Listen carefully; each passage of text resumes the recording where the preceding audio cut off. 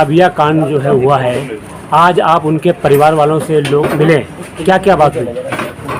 देखिए, तो परिवार विक्टिम है और सब परेशान लोग हैं इस वक्त, तो कुछ भी बात करने की पोजीशन में कम है। इनके जो रिलेटिव्स हैं उनसे बात हुई है और जो लोग मामला को देख रहे हैं। लेकिन तो 26 तारीख का वाक़या है, पहले ही से हम लोगों के इल्म में है।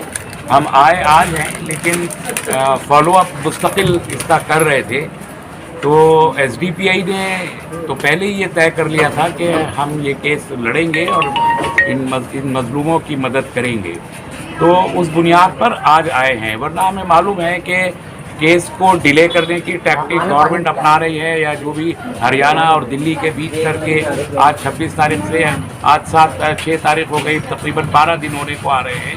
एक ही विक्टिम जिसने खुद आके इकबाल जुर्म किया, उसके आगे उसकी फैमिली से किसी एक पुलिस वाले ने अब तक आके पूछा नहीं है कि हुआ क्या है। ये कानूनी तरीका है, अगर उन्होंने सोवोटो एफआईआर भी की है तो उसके इन्वेस्टिगेशन के लिए फैमिली को कांटेक्ट करना चाहिए।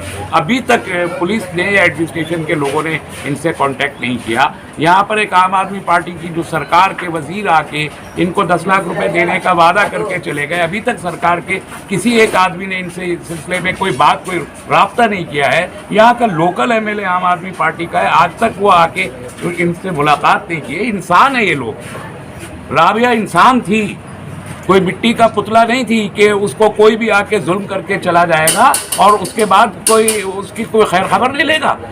सरकार की कोई जिम्मेदारी नहीं है, भले के हरियाणा में रजिस्टर्ड हुआ हो, लेकिन क्या दिल्ली सरकार सो रही है? मुर्दों की सरकार है कि एक बच्ची का 21 साल की बच्ची का इतनी बेरहमी के साथ कत्ल किया जाता है, रेप किया जाता है, मल्टीपल रेप किए जाते हैं, मल्टीपल उसको स्टैब वुंड किए जाते हैं। मोर देन 60 वुंड्स हैं। निर्भया से ज़्यादा भयानक केस है जिसमें आवाम के लोग नहीं बल्कि सरकार के लोगों के शरीक होने का शुबा है, और सरकार गूंगे का गुड़ खाए बैठी है। इसका मतलब यह है कि वो समझते हैं कि इनको कोई पूछने वाला नहीं है, तो इन पर चाहे जो जुल्म हो। ये देश 140 करोड़ बराबर के लोगों का देश है, जुल्म किसी पर भी हो बराबर का जुल्म हो, और एसडीपीआई उस जुल्म से लड़ने के लिए हमेशा खड़ी रही है। हम लड़ेंगे आखिर हद तक, आखिर मूवमेंट तक, जब तक इस केस की सारी परतें खुल नहीं जाती और मुजरिमीन फांसी के फंदे तक चढ़ नहीं जाते। एसडीपीआई ये केस लड़ेगी। एसडीपीआई की फैसला किया है कि पूरे मुल्क में आंदोलन चलाया जाएगा, पूरे मुल्क में आंदोलन चलाया जाएगा। खुद जो मेन स्ट्रीम में है एसडीपीआई वो भी चलाएगी, वुमेन इंडिया मूवमेंट जो एसडीपीआई का वुमेन विंग है वो भी मूवमेंट चलाएगा, और हमारा जो लॉयर्स विंग है AILCT उसके जनरल सेक्रेटरी यहाँ मौजूद है। पूरा केस लीगली हम परसू करेंगे। हमारा मुतालबा है कि SIT गठित की जाए, इसका इन्वेस्टिगेशन पूरा किया जाए, कंपेंसेशन दी जाए। अरे एक बच्ची जीती जाती हंसती खेलती बच्ची, नौकरी करने वाली परिवार का अकेला सहारा, अकेली कमाने वाली बच्ची का इतनी बेरहमी के साथ कत्ल हुआ है, एक नया पैसा सरकार ने कंपेंसेशन नहीं दिया। वो जो कहते हैं कि हम कुत्ते के बिल्ले के मर जाने पर भी हमारे दिल को अफसोस होता है, एक ट्वीट नहीं किया, 1 रुपए का अनाउंसमेंट नहीं किया।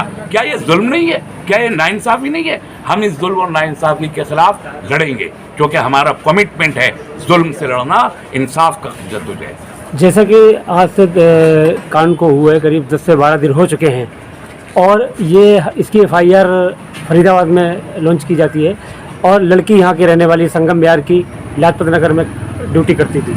तो क्या लगता है कि सरकार भी, स्टेट सरकार भी विफल रही है, जिन्होंने अब तक कोई संज्ञान नहीं लिया किसी प्रकार का भी, तो उस पर क्या कहेंगे आप? यकीनन हमने यही कहा, वो ठीक है कि वहाँ पर डेड बॉडी पाई गई तो हरियाणा की सरकार ने ले लिया। सरेंडर लड़के ने दिल्ली में आके किया।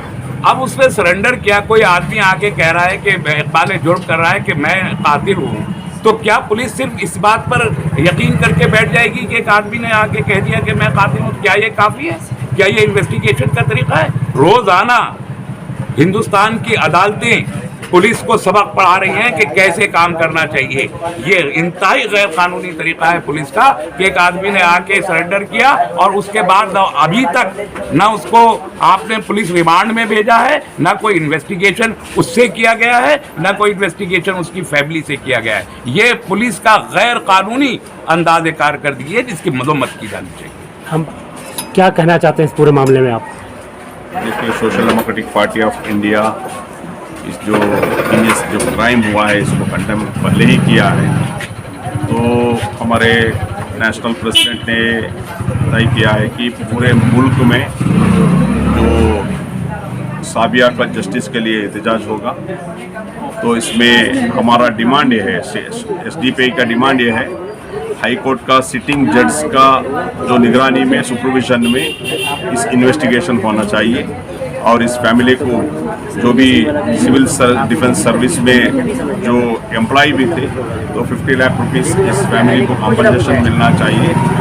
और जो हम लोग को इस जो केस में ये मालूम हो रहा है कि कुछ साजिश, कुछ कॉन्स्पिरेसी इसमें है, क्योंकि एक क्राइम अगर देखेंगे तो एक आदमी किया हुआ जैसा ये नहीं मालूम होता है, इसमें कई लोग इसमें शामिल है।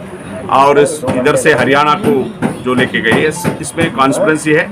तो हम इस इन्वेस्टिगेशन में जो स्पेशल इन्वेस्टिगेशन टीम होना चाहिए, ये हाई कोर्ट का जस्टिस का जो निगरानी में इसमें पूरा इन्वेस्टिगेशन से बाहर आ जाएगा। और जब तक इस इन्वेस्टिगेशन के में जो भी अक्यूज्ड है उनको सब तक सज़ा नहीं मिलेगा तब तक हम लोग इस केस को फॉलो करेंगे।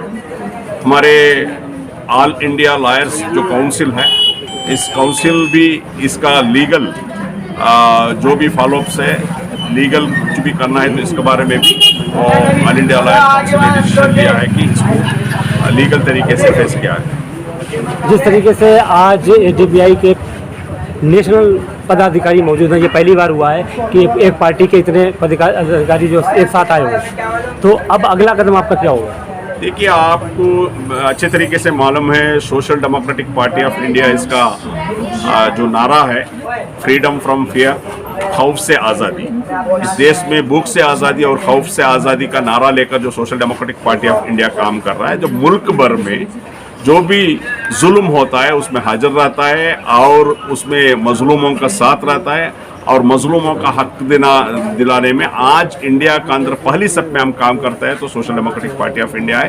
तो ये जो हादसा है, जो इंसिडेंट है, इसको हम वेरी सीरियसली लेकर है। जब तक इस फैमिली को जस्टिस नहीं मिलेगा, जब तक हम लोग इस फैमिली के साथ काम करते रहेंगे इंशाअल्लाह।